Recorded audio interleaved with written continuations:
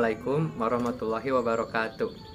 Kami dari kelompok 1 akan menyampaikan materi tentang struktur dan fungsi sistem peredaran darah di subbab bagian-bagian darah dan golongan darah.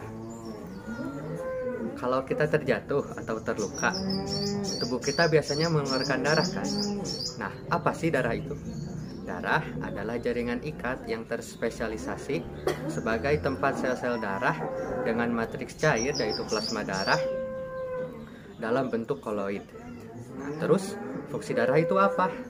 Nah, di antara fungsi utama darah adalah untuk mengangkut oksigen dari paru-paru ke seluruh tubuh, mengangkut sari-sari makanan, mengangkut sisa-sisa metabolisme, apa lagi ya? Oh iya, mengedarkan hormon untuk mengatur fungsi tubuh, mengatur pH dan suhu tubuh, serta melawan penyakit.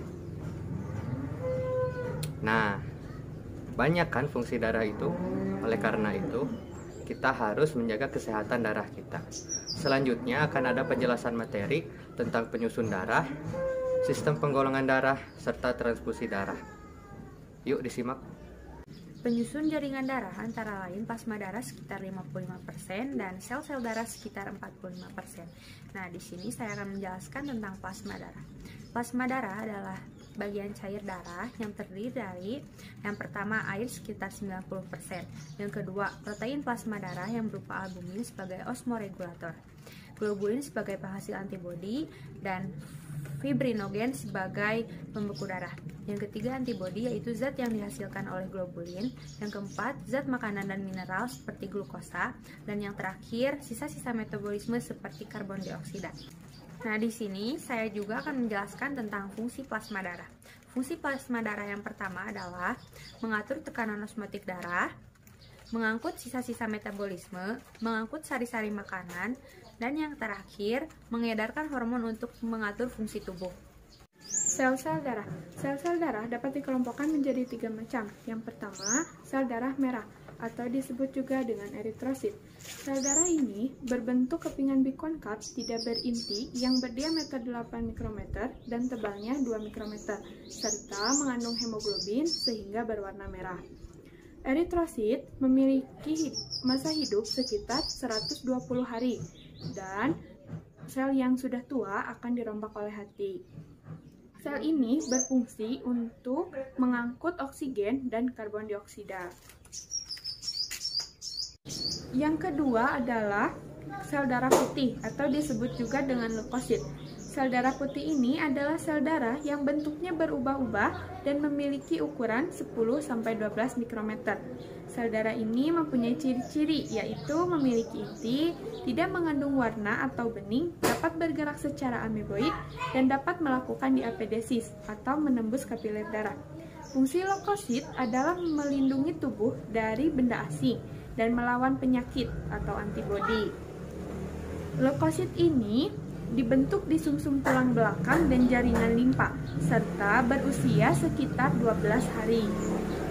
Selain itu, berdasarkan granula plasma, leukosit terdiri dari yang pertama, leukosit granulosit, yaitu leukosit yang plasmanya bergranula, contohnya neutropil, eosinofil, dan basofil.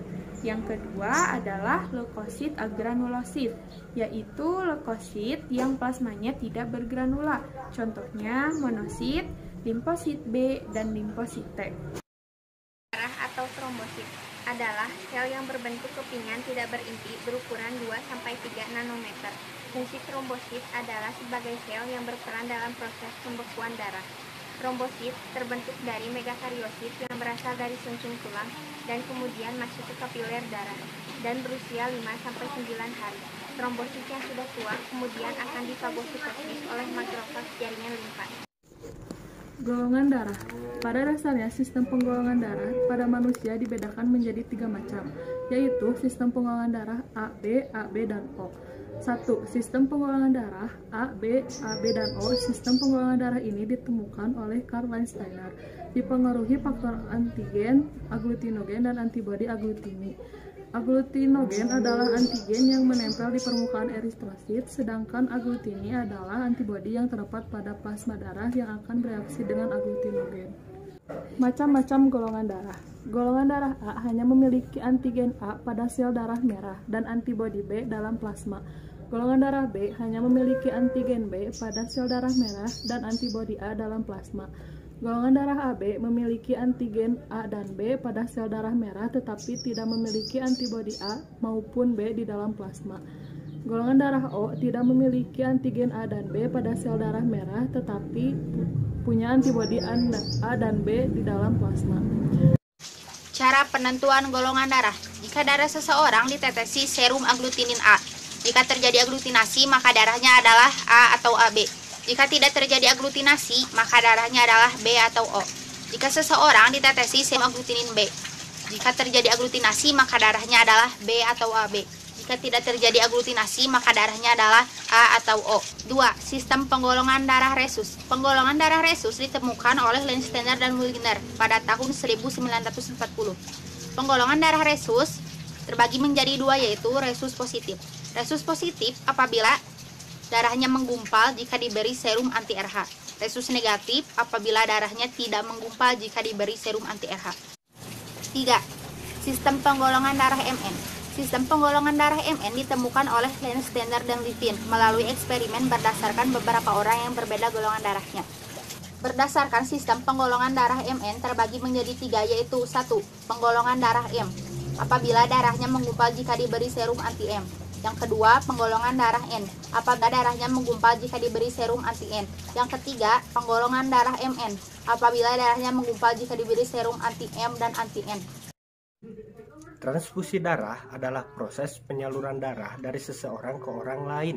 Dalam proses transfusi darah, ada pendonor, ada juga resipien. Pendonor adalah orang yang membagikan darahnya ke resipien, sedangkan resipien adalah orang yang menerima darah dari pendonor. Transfusi darah dapat dilakukan dengan lancar apabila golongan darah cocok. Namun, apabila golongan darah tidak cocok, maka darah akan mengalami aglutinasi atau resipien menolak darah dari pendonor karena dianggap sebagai benda asing. Contoh, misalkan nih, ada orang yang bergolongan darah A kecelakaan. Nah, jangan sampai ya.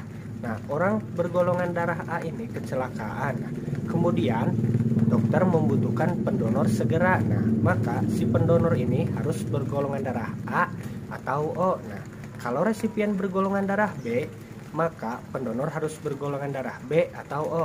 Nah, kalau golongan darah AB disebut juga resipien universal karena golongan darah AB dapat menerima darah dari semua golongan darah. Sebaliknya dengan golongan darah O, karena golongan darah O dapat membagikan darahnya ke semua golongan darah.